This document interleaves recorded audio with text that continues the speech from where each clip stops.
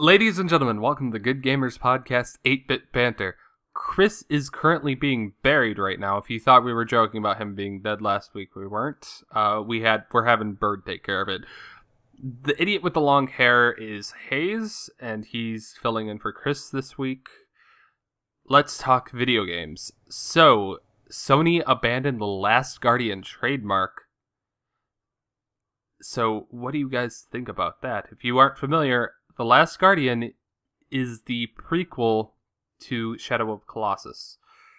It's not really said yet if it's the prequel yet. That's the thing. I think it's assumed. I think it's assumed because assuming makes an ass out of you and me. Indeed. The assumed prequel, yeah. But this is the thing, though. Like, okay, it's the best way to say it is it's the next game from Team Ico that have made a total of 2 games and always overshot that mark, apart from, weirdly enough, Shadow of the Colossus, which managed to actually hit the nail very quickly in terms of their release. But no, like, this is the thing I find interesting. Like, Ico, their first game, was intended to be released on PlayStation 1, and then it was later, like, moved to PS2, and it was quite an early title around then. And then we had Shadow of the Colossus towards the end of its life cycle. The same things happen now with The Last Guardian. It was supposed to be, you know, a PS3 exclusive back in 2011, I think. That was when it was planned. I mean, this has been in development like since 2007. We're getting to the point in which it's nearly 10 years in development. This is becoming the new Duke Nukem Forever and Half-Life 3 sort of bullshit. And, I mean, holy fuck, it might be vaporware at this point. I mean, it's the second time that Sony have abandoned the Last Guardian trademark, but they reapplied for it again back in 2012. They reviewed it. So it's not dead yet, and they keep saying things in like interviews, like in Tokyo Game Show. They were saying, "Don't worry, guys, it's coming." When? When the dragons come back from Westeros. You know, like it's never gonna happen soon, but hopefully it'll live up to it. I mean, hey, if they can release Duke Nukem Forever, they can release this game. I don't think I want to put this on the same level of Duke Nukem Forever. Well, it's nearly at that point, to be honest. I mean, Duke was like, what, 10 years? Yeah, but Duke Nukem Forever was shit. And I don't want to put it on the same level in any regard. I actually enjoyed it as a game it's very interesting to play through, because you play through literally all the different years of video gaming that happened in that 10-year period. Like, it starts off goofy and colourful, like the original Duke Nukems, then it gets all, like, dark and mysterious, and, like, really sort of grimy and gritty, like the sort of, fucking Prey and Quake 4 sort of titles. And then it becomes, like, brown and dull towards the end, like current modern military shooters. It's so interesting playing through it in that regard. But no, like, for me, I have a big problem with The Last of Us, that it might happen to it. You might get the whole Duke Nukem Forever syndrome, in which the hype of this game and the amount of time it's been in development, I mean, they first teased it back in, like, what, 2009 at E3? And the hype around this game and the dedicated fan base that still desperately want this, it'll never live up to the hype. And certainly, I mean, Christ almighty, like, it's in, what, like, nearly 10 years of development at this point? It's like 8 years or something? There's no way, even if every single fucker with a PS4 buys it, it'll ever recoup its development cost. Like, that's insane. God knows how the fuck they're going to actually, you know, make it a profitable outcome for them. Plus, it's a lot more like Duke Nukem Forever, because all those fans, like, Duke Nukem was a great series, and people were expecting, well, since Duke Nukem is so good, Duke Nukem Forever is going to be great. And now people are going to be like, well, Shadow of the Colossus was amazing, so this is going to be amazing. And then they're going to release it, and then it's going to be shit, and, you know, hilarity ensues.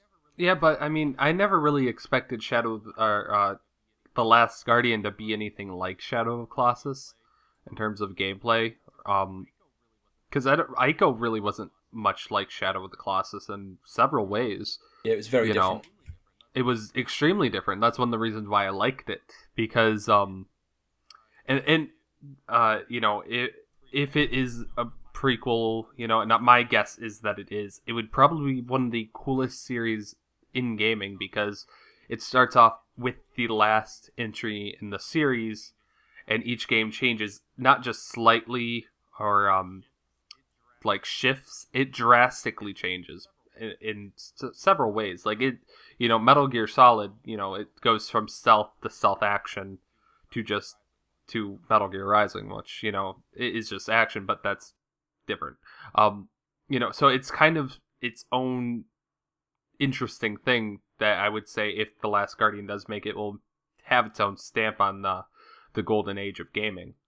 Well, it's the thing, though, like, Shadow of the Colossus isn't a direct prequel to Ico in the slightest. It could even be argued that it's a sequel to Ico, and that's what's really interesting. Because it's never said, it's so vague with its timeline, but they are sort of set within the same universe. But Mordin is never referenced, the evil bad guy that, speaks like he talks like he's got a fucking Malteser in his throat. And he sounds like he smoked like 40 fags a day. That's cigarettes, Kenton. I'm an Englishman. I'm not talking about your own sexual inclination. But this is the thing, though. Like, it's not directly a sequel, but it could also be a prequel or a sequel. That's interesting. They're probably going to go the same route with this. But, like, personally, I don't think you play Ico or Shadow of the Colossus for the story. It's the atmosphere and the gameplay. And they're so fucking incredible to play, and it looks stunning. It's atmospheric as fuck. Like, you are wading through the atmosphere. It's crazy. But the problem I have now, Ico was better than it could ever possibly be on the PS2 as opposed to the PS1, in terms of graphical fidelity, in terms of what they could pull out of it. Now, like, we haven't seen anything of Ico in terms of gameplay trailer since it's been announced that it's going to now be on the PS4. And for me, that's such a weird thing. Like, it's probably in development hell right now. And I hope they can make something out of it. But, it's going to be an absolute fucking nightmare for them to actually recoup, as I said, the fucking development cost. I mean, Jesus Christ, how much must that cost? 8 years of active development by... I mean, fair play to Sony if they're going to release it after all this time. But it's the thing, like, it can never live up to the hype. And I don't know why they're still putting money into it at this point. Like, I really want this game to come out. Believe me. Like, it's a game that I really want to have in my hands, because I think it'll be absolutely fantastic. And Team Ico are known for releasing quality, because the first two titles are absolutely spectacular. But, and it is a big but, after 8 years of nothing, and not hearing anything about it, that's worrying. Very worrying. Because we've not seen anything for about a good 4 years now, and it's not had any major appearance in any of the recent E3, sort of stuff. Well, I imagine Sony's burning money into it, basically, because it's probably going to be a profit at this point. I mean, I don't know much about Ico in terms of how much they think they'll make. But I'm sure Shadow of the Colossus, especially, if I'm assuming they're working on a PS4 version, because why wouldn't they? What is probably going to be a huge money grab for them. And I imagine Ico, if they market it in the right way to people who don't know, but know about Shadow of the Colossus, because a lot of people know about that game, will buy it. I can see that happening easily. I can't see it making a profit. You actually think they make a... I can't see it making a profit, mate. Like, 8 years of development, if they release it tomorrow, and you think that their sales are going to make up for 8 years of active development on top of marketing costs on top of that, and you think they're going to turn a profit, I think that's a little crazy. I think you're too much of an optimist in that regard, mate. Like, what I think, it'll come out, it'll win a shit ton of awards, and it'll win a shitload of Game of the Years unless EA have paid them off enough. Did I say that out loud? But that's what's going to effectively happen, And that's honestly what I see coming of it. That's just another form of marketing, is getting awards. I mean, seriously though. But that's more just for sole gamers, and selling things to sole gamers won't get you Call of Duty money or Grand Theft Auto money. That's the thing. Like, the only people that follow award shows are people that are really dedicated gamers. Like, you watch Game Award shows, I watch Game Award shows. Haze, do you watch Game Award shows? Not one bit. He's TF2. But he's not... Well, that's the thing, though. Haze isn't a Call of Duty bro, He's more up-to-date with gaming than most. And if he doesn't watch it, and only me and you watch that sort of stuff because we're really invested in this sort of medium, then most people, even gamers, won't be aware of it unless they're going, full stonk with a massive marketing campaign like, you see Ubisoft and EA and Activision do with their big titles. and Watch Dogs. I'm not going to riff on Ubisoft. It's such an easy target. It's like picking on the fat kid in Ubisoft school. there. I did it. You can, but I think it's a horse that's beaten to death so much at this point that it's just a paste on the ground, that just smells of horse. Well, at this point, you are beating a dead horse. You want me to go get another horse so we can beat that one? That's true. I can go get a living horse if you guys want. We can beat that one. I don't care. I think the new horse to beat up is The Last Guardian. To be quite frank, It is a title I've wanted for so fucking long. I mean it, like a long time, and still no news, which is hugely, hugely, hugely depressing. Now, in terms of a game that I did want, that has been announced recently, Just Cause 3 was announced, with a very explosive trailer. See what I did there? It literally, the trailer looks like something that would make Michael Bay hard. It's a car crashing in slow motion with fires and explosions everywhere. And then we see a picture of, an image of Rico plummeting to the earth, close up on his face, and he has a sort of scowl on his face because, they're trying to make him like Batman as much as they possibly can. Now, let's talk Just Cause 3. Do you think the game will have multiplayer? Because one of the biggest things for Just Cause 2... Well, this is the thing. Just Cause 2 originally didn't have any multiplayer, and the multiplayer mod for Just Cause 2 is absolutely fan-fucking-tastic. It's insane. Like, some of the greatest moments I've ever had in a multiplayer game came from me and a friend fucking around with the, grappling wires to each other, and each other's cars, and driving off cliffs and shit. Like, we made a daisy chain, and picked that up with a plane, and we tried to see if we could actually, fling it across the world. It did happen. It almost crashed the server, and that was when it was in beta. But no, it's an absolute riot. But they'll be competing with GTA 5. What do you think they'll have to do to actually manage to beat GTA 5 if they're going to go with that route? Well, I gotta be honest, I don't think you could beat GTA 5. Maybe it's just because of what I've seen from Just Cause 2 mod. And this is coming from someone who played Just Cause 2, only a little bit of it, and kind of didn't care for it, and I never got a chance to even go towards the mod. I think Grand Theft Auto, unless they copy it verbatim, they're not going to beat it. And even then, they don't have GTA's name. Copying GTA 5 isn't how you beat GTA 5. That's the thing. I know. That's what I'm trying to get at, is Grand Theft Auto is called Grand Theft Auto, and as you just said, it's also most games don't get COD and GTA money. Please, they're not going to. They can't.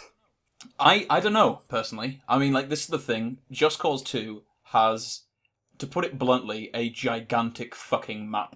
I think it's the biggest map I've ever seen in a sandbox, and it's a game that really feels like a sandbox as opposed to GTA. You are rewarded for fucking about in that game. And it rewards you with actually getting you missions. You do a mission, and then you can't unlock the next mission unless you fucked about enough, which is pretty good. And, for that, I'm really excited for it, because it's one of those games that's a lot of fun. Pure, unrivaled fun. The plot is a load of shit, right? The characters are more unlikable than fucking Phil Fish, right? But when it comes to the actual gameplay and fucking around in that game, it's an absolute joy. Absolute joy. Especially with friends in the mod. So it'll be interesting to see how they build up on that and make it a bit more explosive. One of the things that we haven't seen, talking about explosions in the trailer, it's yet another cinematic trailer with no fucking gameplay.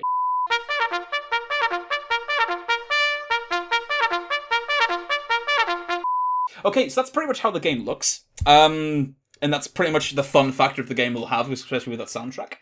Now, when it comes to, the actual game itself, no gameplay's been released. And we've not seen anything of it, bar a couple of screenshots here and there that were leaked way early last year. And we haven't heard anything about it since then, other than the fact that they were like, yeah, okay, we're working on another Just Cause game. But no, what do you guys think of this whole practice of... I mean, we see it all the time now. Games with no gameplay. Well, sorry, game trailers with no gameplay. About games with no gameplay, and we'll get to that later. It's bullshit. I'm tired of our industry pretending it's the movie industry. It isn't, and I don't want it to be. and these weird story trailers that come before showing gameplay, that show some pre-rendered piece of shit. It doesn't tell me anything about the game. It will never tell me anything about the game. I like the only reason I had interest in Arkham Knight with the first trailer is because I like the Arkham series. But for all I know, the first 5 seconds you have Batman, and then the rest you're Batman in a ballerina outfit. I mean, I'm not kidding. Like, they could do anything they want. It's pre-rendered. It's not even a cutscene that's going to probably be in the game. I mean, it's the way it's done is so disingenuous, and I would rather see in-game footage and rather see like cuts of it. You know, you don't need to show me how the game works in that trailer, but show in-game footage. Maybe cut to a cutscene if it's a cinematic game, but don't make it this weird cinematic marketing trailer, because it doesn't put me on hype for anything. I think it's bullshit. Well, this is the thing, though. Nowadays, you can't trust anything that comes out of E3 or any form of game publisher. This is true, right? I'm going to stand by this. You can't trust gameplay trailers because, let's get that dead horse back, things like the Watch Dogs fiasco happens where the game looks amazing in the trailer, even when it's apparently showcasing gameplay, although it's so vertical of a slice, it's essentially 90 degrees. But when we then have games that actually show raw, unedited, unfiltered gameplay, like The Evil Within, you get the segments of the game which make it look like a real survival horror until it devolves into Resident Evil 5. And that's my problem nowadays. Like literally, people can pick and choose what they want to show, and you can always go in with the wrong, perceptions of the actual game you're going to be playing, which fucking sucks. And to me, I think all the video game trailers are doing pretty badly. I mean, at least like Grand Theft Auto 5, they do their sort of hype trailers, but they're all in game, and they kind of showcase what you can fucking do. You got a guy flying a helicopter, you've got a guy, in first person in a jet flying around stuff in like wind farms and stuff while Highway to the Danger Zone's playing. Fuck, I want to play that game because I can listen to Kenny Loggins and fly a jump jet. That's all I've ever wanted to do in my entire life, right? All right, But nowadays, well, what are you going to say? What are you going to say? I have my own opinion on these trailers because it's the same reason I think that bullshots exist, and it's the same reason why I think that people are trying to make things look better. I'm not saying they make them perform better, because as we know, FPS is still a big issue that not a lot of people are doing right, but they want to make it look better. And the main reason they're doing this is that gameplay, the only way you can really showcase gameplay that well is by putting a controller in someone's hands and saying, here, play the game. They obviously can't just do that, so what they do is they try and make things look really nice so that looks nice, and people will think, well, look at how nice this looks. They must have put a lot of effort into this game. Clearly, it's going to be good. And that's... Well, you can say that, but look at PT. The trailer, the playable teaser, which is what the actual title of the game was, for Silent Hills, the upcoming Kojima and, Benicio del Toro title. Well, they're two people working on it. Like, that's, to me, that is the best way you can do a trailer, ever. Because it's, not only is it giving you gameplay, and it's completely not reminiscent of the game in the slightest, but you didn't even know what fucking game it was advertising. Kojima is a sort of mad genius when it comes to marketing, and he's very good in terms of things like that. A part of the Metal Gear franchise is actually the wait for our next Metal Gear game. I mean, there's a reason why he always says, kept you waiting, huh? And there's a reason why Metal Gear Solid 2's entire plotline was about, how media and advertising lie to you. And there's a reason why they never showcased Raiden in the entirety of their marketing. Clever bastard, but at the same time, when it came to PT, that to me is the perfect way you can make hype and a teaser for a game. You make a very well-constructed short demo specifically just for that game. I mean, holy shit, demos have pretty much died these days, haven't they? Because it obviously takes more assets away from them. But it would be nice if they actually started doing that a bit more, and like demos being the trailer. I mean, that's how I used to remember it. Like back in the day, you get your official PlayStation magazine, you get a dodgy little fucking demo disc, you chuck that in your system, you have a go with it. You think if you might like it, and then you give it a go. Instead of, billions of dollars blown on, advertising for these games every single fucking year. Well, we're in an age where it should be full of demos. I mean, I can't think of a reason why not to, especially considering Smash for the 3DS came out with a demo. You know, a handheld device had a demo in it.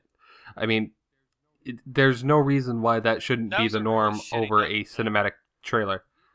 it doesn't need to be like what would you expect? All the characters? It doesn't. It has need to be good as well.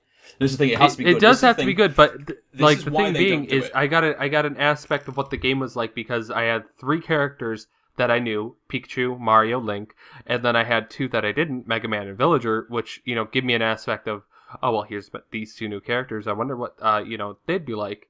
And not only that, I can see how the original characters feel. The ones that even if I don't like those characters, I played them well enough to I don't like Mario. I like Dr. Mario, but not Mario. Let's take it away from Smash Brothers because we talk too much about that shitty party game. Instead, we'll talk about the reason why they don't do demos. This is the thing, right? You have a team that are making the game, okay? You then need to cut and paste assets of that game into a short, tightly edited together sequence in which someone can go through. Now, the way you do that is you cut and paste aspects of the game and put them into your demo. That cheapens the experience of people that will actually buy it. And that's a problem, because they will replay through areas of the demo. I experienced this with Fear, but Fear is also one of the best demos I've played, and I'll get to that later. You also have plot elements and stuff introduced to give you a little bit of a tease and a little bit of a twist, and you're like, ooh, this is exciting, I'm looking forward to this. And you then have to make sure it's tightly edited and knitted together, because if it's a shit demo, I'm not going to buy your game. So not only are you spending more time and assets and money and funding on doing that, but if it's not done well, you sell less than you will actually sell more, and that's problematic. Also, there's the other problem of, let's say you make a demo, that demo, it has to be able to run on what people are going to be playing it on, which is something that they don't like these days, because a lot of people, as you've noticed, they like to basically put into their demos stuff that, it's not going to be in the real game, because the system they're making it for simply can't handle what they're advertising. And not only that, though, as I was saying with Fear, and one of the things that Fear did really well with its demo, there's a sequence in Fear, in the demo, in which it's like a spooky sequence. For those that haven't played Fear, it's a very good game, and I do recommend it. It's cheap on Steam nowadays. But there's a sequence in which you're going down a hallway, and there's a blood-soaked floor, and as you get to the door, you see a ghost coming at you through the door frame, and the door frame smashes, and you have to shoot the ghost. And that was cool. And you turn around and you go back out the other way. In the actual game, they faked out players of the demo. I got to that point. I was like, oh yeah, I know this bit from the demo. I killed the guy. I turn around. There's another fucking ghost. Created behind you. Biggest scare out of the entire game. Because it took me off guard so much because I played the demo. And that actually enriched my experience a bit of that game. Now, when it comes to the reason why we don't see demos anymore is because it's more about business nowadays than about the art form. I think, personally. I mean, it's so much easier to pay a marketing team to spend a shitload of money on making something flashy that'll generate hype, and then get a 10 out of 10 IGN, the hype is real, plastered all over the front of it with all these quotes of the game we're all looking forward to at the office of X, Y, and Z publications. And that's a problem. That's a huge problem, because nowadays, people should never be excited for anything. We've got this huge culture of pre-orders as well. I'm not going to pre-order Mortal Kombat X because the fact that I have to pre-order it to get Goro is bullshit, and I'm boycotting that game because of that. Things like that I hate, but that's the way the medium's coming now. It's all more about business and more about buying the game before there's even reviews of it, and even review builds of it. That's bollocks. That's not really good practice at all. Yeah, but people like it because it's what gets the money. And hey, if you pre-order a game and you end up not liking it, well, piss off, we already have your money. Pretty much, but remember, what we hear about quite a lot from a lot of people that are in the industry is that used games are killing the industry. There's a reason why there's so many used games made, right? Because if you make a good game, someone won't sell it. There's a reason why you don't see a lot of Nintendo titles sold again. I remember I heard... Actually, Reggie Fils-Aimé was talking about that. But that's a completely different topic, and we're going off the rails so quickly that this carriage is, crashing into the countryside. Let's bring it back on track. In terms of showcasing something with very little gameplay, The Order 1886 is releasing shortly, and allegedly there are loads of reports that the game can apparently be completed within 5 hours, including all the cinematic bullshit and unskippable cutscenes. What do you guys think about this? Have you seen much of the Order 1886? I was interested when I first heard about it and heard what it was going to be about, and then I saw gameplay. You saw gameplay of the Order 1886? And then I sold my PS4. And then when they showed it off at, I think E3 or PAX, they showed off something like that, I believe. I've only seen cutscenes. Well, I don't know about you all, but that's the entirety of the game itself. It all looks like cutscenes. It could have very well been I don't know about you all, but I mean, I think this is perfectly acceptable. I mean, most movies I have are like an hour, 30 minutes. So 5 hours. A 5-hour movie is pretty impressive, to be fair. But I'm serious when I say not a week later I sold my PS4 after seeing gameplay of it, because I was that unimpressed. That said, I'm not surprised. I'm not surprised that that any game of this generation that have, been marketed to be next gen or exclusive next gen is either very, very small or very, very shit.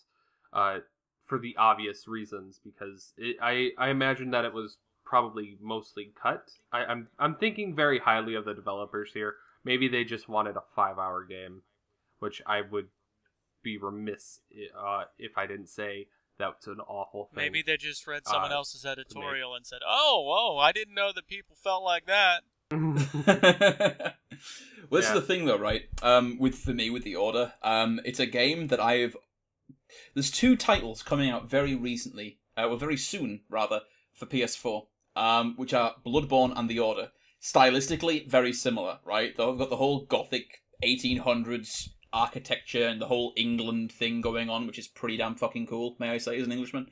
Although it's not necessarily England. But, and this is the big one for me, one of them, totally gameplay focused. The other one, totally bullshit focused. And that's the problem I have between the two of them. One of them, the worst part of The Evil Within, for me, are all the segments of incredibly well done animations and the main characters running away from giant monsters, but the entire time all I'm doing is holding down on the D-pad.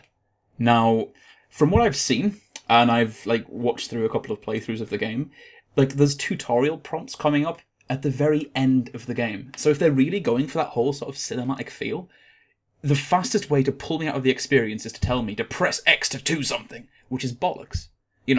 That's a complete, disconnect from the actual thing you're aiming for.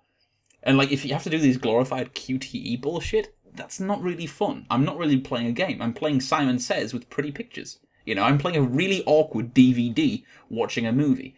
Yeah. It'll be interesting. When we get our hands on the Order, we can give a real opinion, but, a 5-hour cinematic game, it's a bit of a problem to me, that. I mean, it's kind of showing us a pretty good point that they don't know what to do. Because they want to make things more mature. And how do you make things mature? Well, movies are pretty mature, aren't they? Well, yeah, and games are childish, so we move more away from the video games and more to the movies. And I guess the point of, why are you making a video game in the first place? I think that is spot on, because our industry has been wanting to get recognized as legitimate art and as a legitimate form of, media in the mainstream eye, of course. And for some reason, the people who are, the marketing teams or whoever are making these decisions think to make it legitimate, you have to go to movies, which that's not the case at all. I mean, there was a point in time when movies were not considered legitimate. Of course, that was a long time ago when they were first a thing. And eventually they just grew into that, I mean, it was not easy, I would imagine. But they didn't turn in, they didn't put, I was going to say they didn't put words on the screen, they had silent movies. But, I mean, it wasn't just a slideshow of a book. I mean, they didn't do that instead. They kept 2. Well, also consider the following. Consider how you make a game art, how you give it deep themes. How do you give something deep themes? You need to give it a deep story. How do you give something a story? Most people don't know how to make a video game with a good story. So what they do is they say, well, we already know how to make stories in movies and literature, so that's what they do. You'll see cutscenes, which is just, we know how to make a story in a movie, so we're putting that into a video game. Or you'll see stuff like newspapers scattered around, which is, we know how to make a story in books, here you go. And it's not making a story in video games. It's making a story in a book and putting it in a video game, or it's making a story in a movie and putting that in a video game. And that's... But you can that's put true. your themes into gameplay. Yes, that's true. Well, I'm no, that's saying the thing, they though. don't Yeah, know how to like, do it. they're starting to get better at it, let's be honest. Like, we've had games like Brothers Tale of Two Sons, we've had Metal Gear Solid 4, we've had Shadow of the Colossus, which we were talking about earlier on, and Red Dead Redemption. They all use mechanics as metaphor. So, I'll spoil the ending of Red Dead Redemption. Spoiler warning, I'm very sorry. But right at the very end of the game, you are presented with something that is usually given to you all the time, and you think you can always make it out because the hero always wins. It's an exercise in futility, and you die. And it's done incredibly well. You think you might be able to make it out of there, but no matter what you do, you will die. And it's done very well. And it's done with the same mechanics that you've played through over and over and over and over again. Things like that, fucking great. Brothers did the same sort of thing, really good mechanics as metaphor. Same with Metal Gear Solid 4. Now, when it comes to, like, that sort of stuff, it's great that they have those sort of techniques, but that's not a game story. I mean, to me, like, I did an editorial on it, why I think XCOM is one of the best games ever in terms of story. Its plot is literally just aliens are invading, but the actual connection that you have to your little dudes running around, it's something as simple as an automatically generated nickname can do. It really makes you feel for a character, but they don't know how to capitalize on that. I mean, instead of having the same load screen every 5 fucking times that you'll see every play session, have them, high-fiving, have them training, have them, doing something different than sitting around and having no personality whatsoever. Make me spark my imagination a bit, because that's what the magic of video games were back in the day. We didn't have to have hugely massive, unskippable cutscenes in which I have to move the character around as they're doing some laborious task, like we see with Uncharted, or like we see with The Last of Us. Instead, Legacy of Kain did it great for me. In Soul Reaver 2, there is a sequence in which the main character sees a stained glass window, and he narrates at length about this one stained glass window, about the story this one stained glass window tells. They're more than one. And that really sparked my imagination. I was like, holy shit, and that's really great world building. I've not seen world building done on that sort of scale for a sort of cinematic game, which it can be argued that, Legacy of Kain was back in the day in terms of, they only had cutscenes to play around with.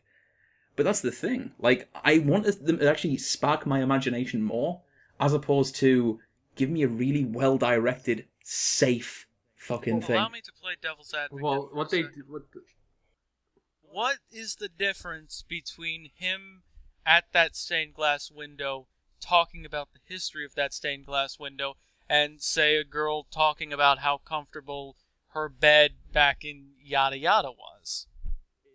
In Life is Strange. The difference is it actually adds to the plot. In context, my comment makes perfect sense. He's talking about the stained glass window is a representation of the Sarafan priesthood, which is, spoilers for Soul Reaver 1, what he was resurrected from originally. That were these altruistic people that did all these amazing things, and it's their depictions of them.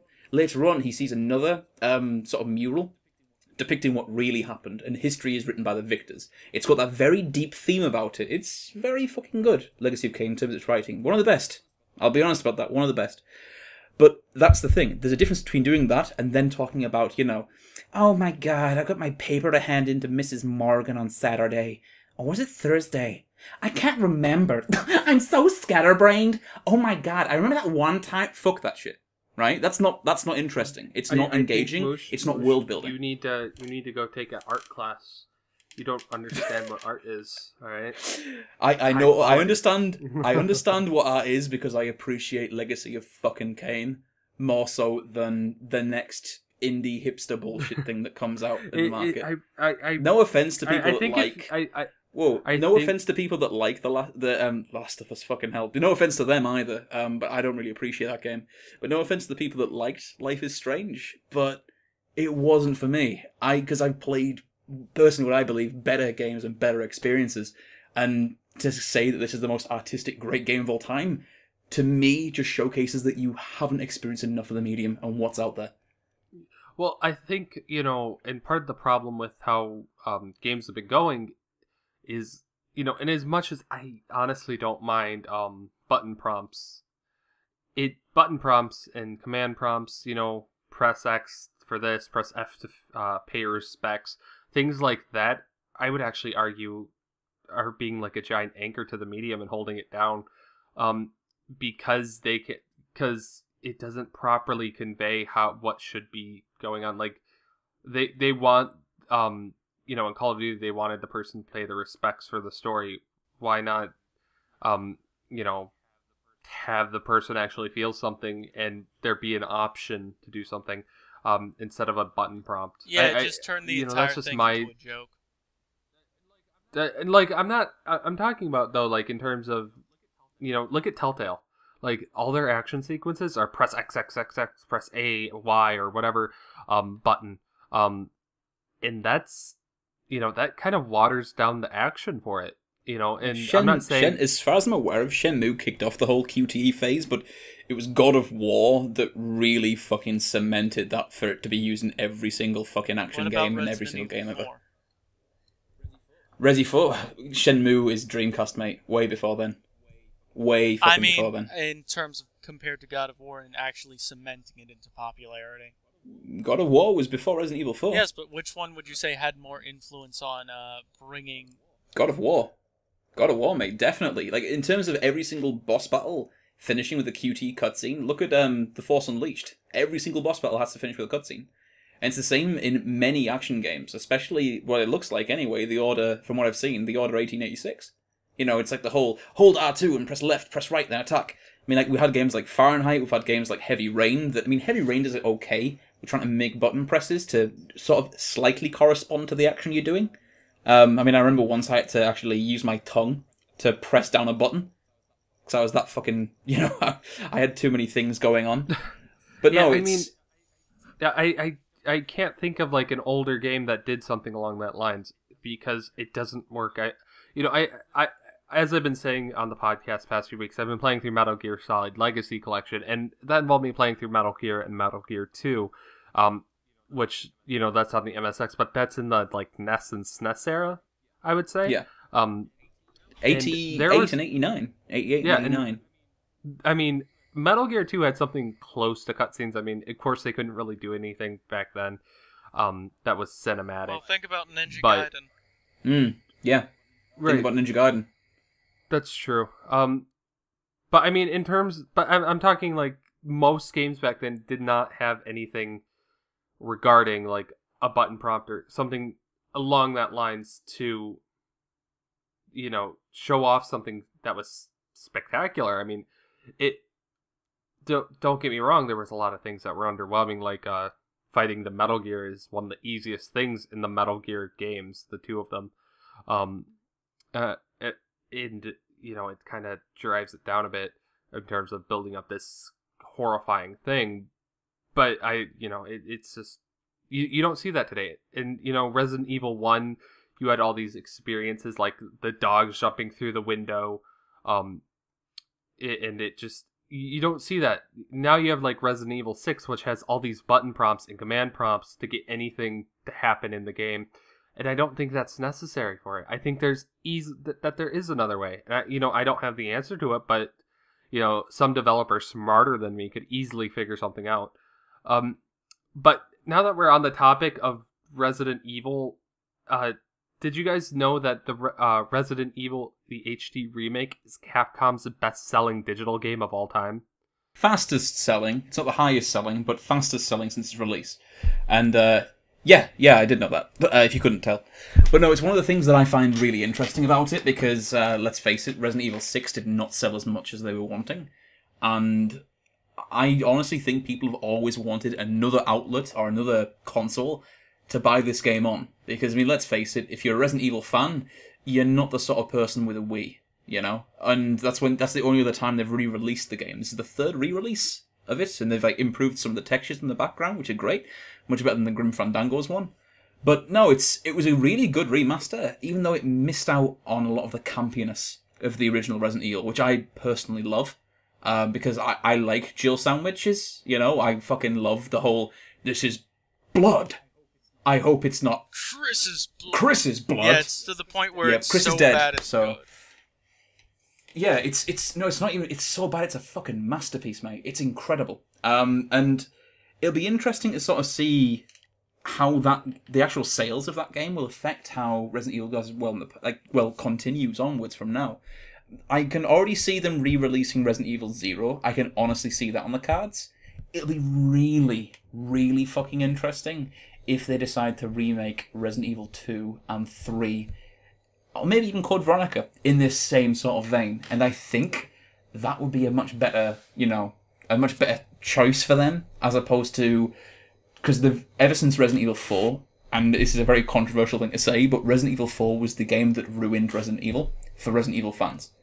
And people will say, oh, 4 was the best. It was, but they tried to make it more action-intensive and more action-intensive, and that shift happened with 4. And yeah.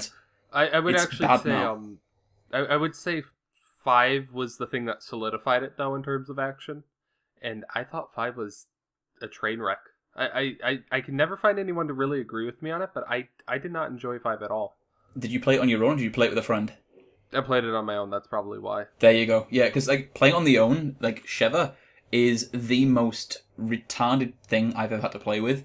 It's amazing, right? It sounds like a bloody DJ is playing, because it's just going Sheva, Sheva, Sheva, Sheva, Sheva, Sheva, as she's running against a fucking door or something, and she's got stuck on the geometry of their fucking world map. And she keeps saying things like, I'm coming. And I'm like, what? Just fucking move. Or like, I'll stub my toe on a step, and she'll use a full fucking thing of healing spray and be like, I got you, Chris, with a fucking smug, shit-eating grin on her face. I'm just like, oh, fuck you, Sheva. Like, it's the problem when you make a game that's co-op based, with a co-op focus, which is bizarre for me that the last 2 Resident Evils have had this. Which, it just doesn't make sense to me. Let's make a co-op game for survival horror? Well, like, look at Resident Evil 6, and I did actually like what they did to some degree, which was, they split it up into 4 different segments.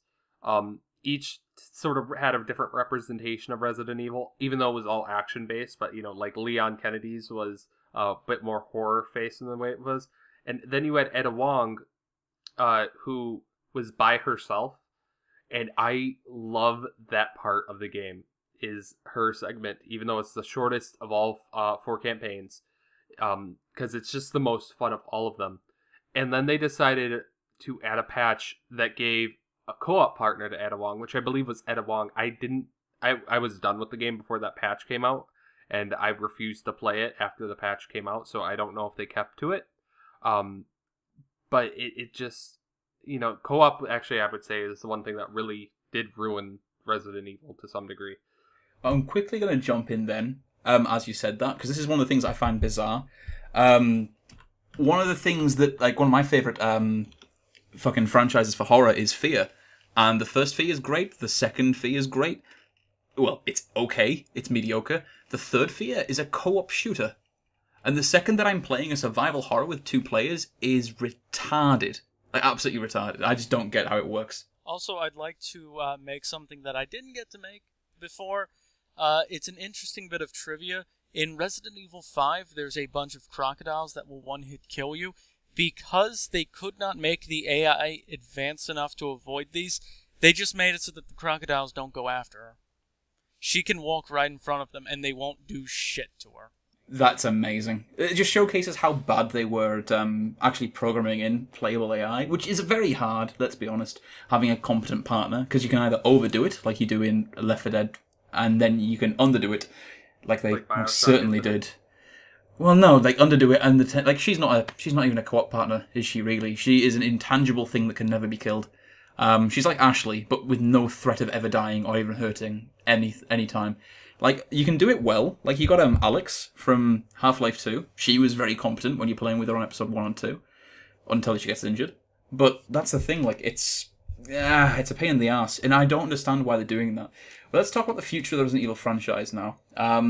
we know Resident Evil Revelations is episodic for the second game they're having. Also, it's a really bad note, and fuck Capcom more than Ubisoft, because they announced microtransactions for Resident Evil Revelations 2 after like the first week of release of the Resident Evil remake, because they hoped it wouldn't impact sales. They're clever, smarmy bastards.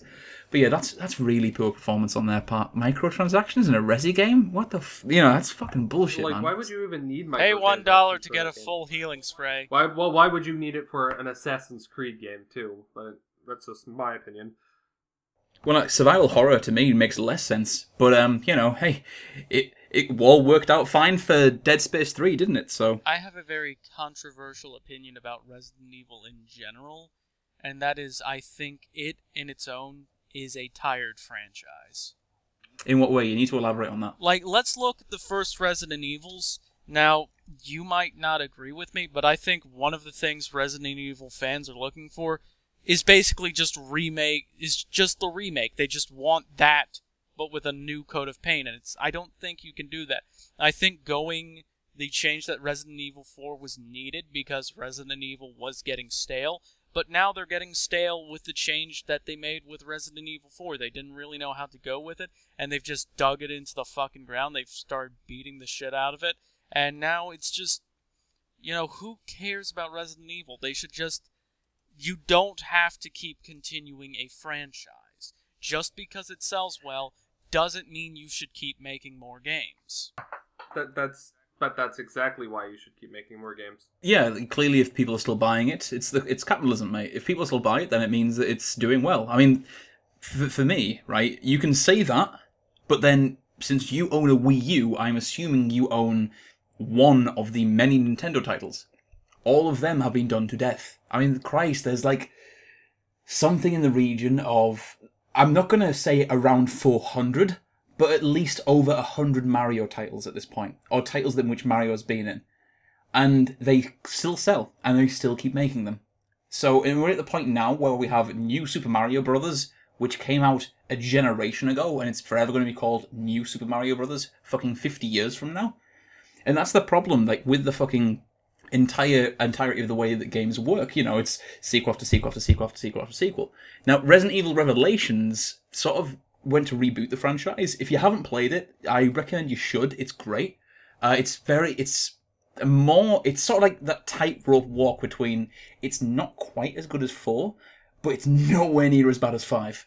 It's got a sort of tightrope it managed to walk very well. Originally a 3DS title, but the Steam version's pretty damn fantastic, which is why I was very interested in that. But what are your thoughts on making the game episodic? Because to me, that seems really strange. I mean, it's not a Telltale title. It's not, some bullshit Life is Strange title. How the hell are they going to work in that episodic nature of it, do you think? Considering that I already think that it's a tired franchise and they shouldn't be continuing it, obviously I don't want them to make episodes of it where they're just going to be like, well, now we have to make more. Well, I mean, like a lot of games in general I've seen are coming out episodic for no reason at all. I mean, I don't see a reason Kenton, why I will tell you the reason. Other than it's episodic. I will tell you the reason. Because this way they can sell the same game 4 times with the same $60 price tag on each one. No, not $60. There'll be a season pass that'll get you the full game. Each one will cost you $10 each individually, and there'll be 6 episodes, so it'll cost you $60 as opposed to $40. But, and this is the big one, the reason why they do it is because game developers, or AAA game developers, can't get away with early access. So by them making and polishing one episode while working on the second and third episodes, and they push that out the door to sell, that then helps them fund the rest of them. And let's be honest, Capcom have had serious, and I mean really serious fucking money troubles in the past, quite recently. And this is a way for them probably to help them from having to sell a lot of their assets, which they really should fucking do. They should sell Mega Man to Nintendo. They should sell Breath of Fire to someone that actually likes that franchise, because they've fucking ran it into the ground and made a fucking iOS game for Breath of Fire 5. Are you fucking kidding me with this bullshit? But that's the thing. Monster Hunter for them will always sell, and Resident Evil is another big franchise that they have that they need to keep churning out because it keeps giving them pocket money. And yeah, that's one of the reasons probably why they're having microtransactions in Revelations 2 to get that little bit of dollar they can out of every single person that they can possibly get. Because they are pretty fucked money-wise. I mean, I remember when after Resident Evil 6 was released, they were in serious shit in terms of how much money they had left in the bank, which is huge. You know, like they didn't have enough money in the bank to make another Resident Evil 6. That's how fucked they were. That's huge. I'm not surprised though that they're re-releasing titles, and I guarantee you that this will not be the only HD re-release that they do. You know, it's kind of a trend now to re-release something and put HD on it, because I guess, and or remaster something like that. And I'm not actually that upset to see it, because it's not like one of these games that have been remastered or redone like 2 years after it's done, like The Last of Us. You know, we haven't seen this game pretty much since the GameCube era, and that was because they made a GameCube version of it. And then the only time before that was its actual release, if I'm not mistaken. They had a Wii port of it as well. Did they have a Wii port of it? Oh, okay. Yeah. But still, it's a game that I'm excited to see on Steam, because essentially, to me, my opinion, if it's on Steam, it shouldn't be remade on Steam unless it's so old, and graphically speaking, that you could up it and make it look nicer, and that's only if, you know, that's something the developer wants to do. Otherwise, it should just stay there. So, what have you guys been playing for this week? Basically, I've had a massive Persona binge this week. Persona 5 was announced quite recently, which I'm very hyped for. And I really need to finish off the series. So I've gone back from the beginning and going through them all. I've done Persona 1, which is weird. And I'm halfway through Persona 2 right now, save scumming a lot in the casino to get a lot of shekels. But no, like, I'm going to be going through the rest of that franchise, and it's really nice to play something with a decent story, with decent pacing. It's well written, and actually introvertly, tackles the subject of people's personalities and women's personalities without being as pretentious as Life is Strange. And in that regard, I think it's an achievement in gaming, quite frankly. I've been playing more of the same. However, I did have a dream about Bayonetta, and I'm thinking about going back to that. You had a dream about Bayonetta? Yes. Hold the phone. What was your dream about? This is important, Haze. This is. We're going down. We usually cover topical news. This is big. What are your thoughts? What was your innermost dreams about Bayonetta? And did you wake up with crusty sheets? All right. It's not nearly as interesting as you're probably thinking. In fact, my dreams are usually quite weird. In this, I was playing Bayonetta 1. While I was going along with a video walkthrough of Bayonetta 1. Are you shitting me? Oh my, I really even did while not you're expect asleep, this. you're playing games. Jesus Christ. Hey, I think you have a problem. I honestly thought we were going down some different hole. I really thought there was certainly a hole involved that we were going to be going down. But no, at least two was my guess. so when I'm expecting some really sexy stuff, and really you are dreaming about sitting there in your underpants playing through Bayonetta 1 with a video guide because you're a fucking scrub. I don't even know. So I love how in an ideal world, in the Inception-like environment of you can believe in anything, imagination, and all this amazing shit, you're like, I'm playing Bayonetta 1. You're not in Bayonetta 1? No, I'm playing it. Okay. With a guide. Are you serious? Like, your imagination isn't even that good enough that you can't even imagine that you're good enough at the game to not play it with a guide. You are that fucking casual in your own dreams, Haze? Are you shitting me? Oh my god. Jesus Christ. Well, in my Chris, defense... please put up an image of my... No, fuck you. You have no defense, right? Seriously, you have a paper-thin defense. Like, what's your defense? It felt like I was actually talking to the person who was playing the video game, and, I'm like, oh, well, we're kind of playing it together in that sense, except, it's not a... Yeah. Wait, you're not playing the game? I thought you said you dreamt that you were playing the game. You dreaming of someone else playing the video game? He was playing the game and having play it with them, too, I guess. You dreamed of a Let's Play? I dreamed. Yeah, yes, that's it what was. he's It was saying. Let's Play, and like I'm playing along with it. And, like, I was playing the game, yes, and it felt like I was talking to whoever else was playing the game, and it was interesting. And I was, seeing, oh well, this is what I did. How is it compared to what other people do? And I mean, Haze, you are officially you are officially now a teenage girl who is obsessed with. I don't care what LPer was there, but you thought you were talking to. That's it was. So let me get this straight, Haze. Right, you had a dream in which you are watching someone else play a video game, or you're playing it and talking to everyone else in the planet who's also playing this game at the same time. Yeah, basically, if it makes you feel better, I had a dream about Corruption of Champions where I was actually in the game. No, don't want to talk about Centaur Cocks, Haze. I want to talk about the fact that you are sad enough that you dream about playing a video game. I don't choose what I dream. I mean, seriously, you're not. It's impressive. I've got to say, when I hear someone say I had a dream about Bayonetta, I don't assume. I had a dream I was playing Bayonetta 1. I know you hate it so much when people add "ception" to things. I do. That I desperately want to say "gameception." Please die. Okay. So I've been playing Majora's Mask 3D, which actually, if you liked Ocarina of Time 3D and you liked Majora's Mask on the 64, get it. Just do not get it. I mean, like all the flaws that could have happened with Ocarina of Time, like those Sheikah stones being everywhere, you could crawl in them and like get cutscenes. There's one in the entire game, and it's in the clock tower, so it's not like but you scattered could about bomb everywhere. them, and they would go up into the air, and they would explode, and that was awesome. No, Sheikah stones are there. The stone that like you crawl into and you get like a cutscene of what you're supposed to be doing. There's only one of those in the game, and they kind of hide it away in the clock tower. Majora's Mask, there was 0 in the game.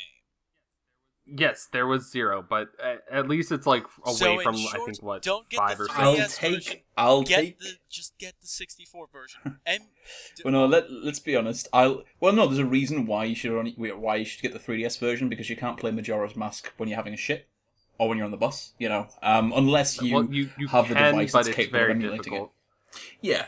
But you can, but trying to get everything on the bus while it's moving and plugging the thing in is a bit problematic. Or you should use a laptop and be the master race and emulate that thing. Who gives a fuck? Yeah, but no, one of the things that I'm interested in with Majora's Mask 3D is how subtle the big changes were. Like they made the fucking giant Majora's Mask balloon that you have to do, that you like shoot down early on. They've made that a lot more subtle, which is very nice, because before it was so huge it didn't make sense. It's like, he's a giant balloon with my face on it. It just didn't make any sense to me. It's like, awesome. To foil my plan, you have to shoot my face. Well, there is actually something that I don't remember being in the original Majora's Mask, and it probably was, and I forgot about it. If you go into a dungeon after you beat it, is there like a portal to the boss? Yeah. Okay. Yeah, then never mind. I simply forgot about it. Yes, that's because. Yeah, no, it's been so long since I played the original Majora's Mask. You're a great game critic, Kenton. You are a great game critic. Yeah, I know. I mean, I do the criticism. 11 out of 10. It's okay. Unless Kenton wants to come over to my house and slap me his 3DS for a minute, then I'll play Majora's Mask 3D, because then I don't have to pay for it. Oh, you're not the first person at the website who's asked to borrow the game and lives nowhere near me. I'm not going to say who, but somebody asked on the website, hey, can you just send me the game? Yes, but I live like right next to you. Mail me that shit. Yeah, for anyone who doesn't know, Haze lives like a couple hour drive from me. It's really funny. Because I'd recently moved. So that's it from us at Good Gamers, because this is the last time Haze is going to be here for a while, because we're resurrecting Chris. It's a long story. We're going to let him have the last word. To all of our beautiful viewers out there, I'm sorry I won't be able to return for you next week, but do know that even if I'm not on your podcast, I will be in your heart. And remember, no matter what's going on in your life, at least you're not Kenton.